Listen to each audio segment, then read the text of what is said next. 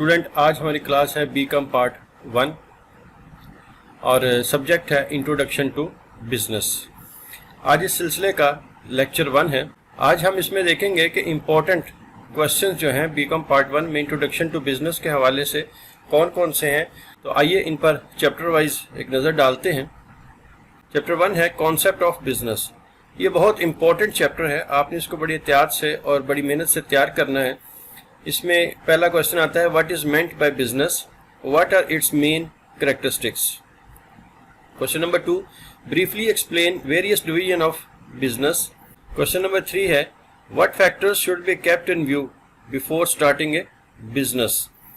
एक कारोबार शुरू करने से पहले हमें किन किन चीज़ों को जहन में रखना चाहिए। क्वेश्चन नंबर 4 है, define business, discuss functions of business.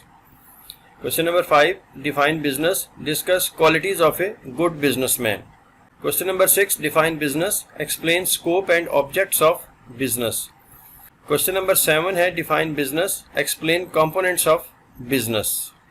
इसके बाद जो चैप्टर हमारे पास आता है वो है सोल ट्रेडरशिप। इसमें सिर्फ एक ही क्वेश्चन है, one man control is more suitable for medium scale business, do you agree? Discuss explain its merits and demerits. इस चैप्टर में से यही एक इम्पॉर्टेंट क्वेश्चन है, इसको आप अच्छे तरीके से तैयार कर लीजिएगा।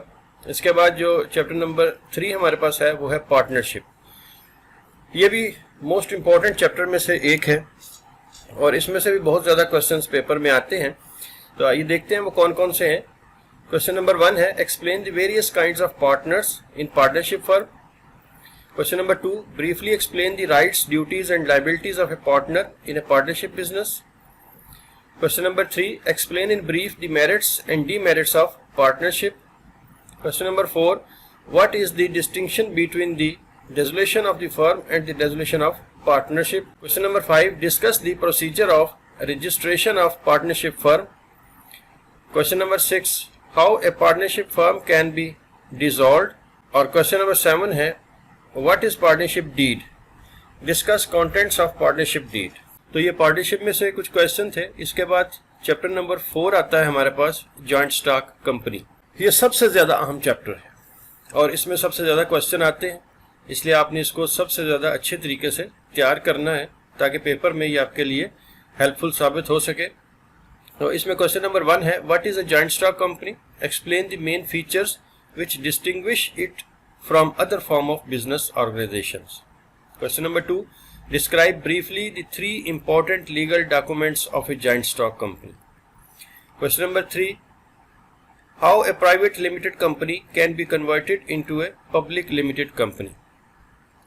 फिर आता है question number 4, describe the procedure of formation of a joint stock company in Pakistan. और क्वेश्चन नंबर 5 है, discuss the occasions and objects of the statutory and annual general and extraordinary general meeting of joint stock company. Question number 6 है, what is meant by capital structure of a company?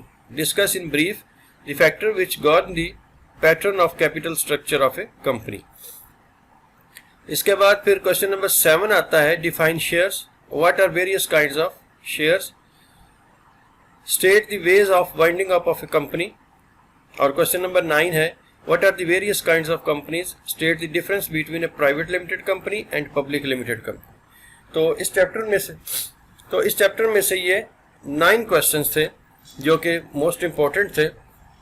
ये असल में आपके book में तकरीबन 3 chapter बने हुए हैं जिनमें से ये सारे क्वेश्चन जो हैं आए हैं और ये सारे चैप्टर्स जो हैं वो बेसिकली जॉइंट स्टॉक कंपनी से ही ताल्लुक़ रखते हैं, इसलिए इनको एक ही जगह पे यहाँ पे जमा कर दिया गया है।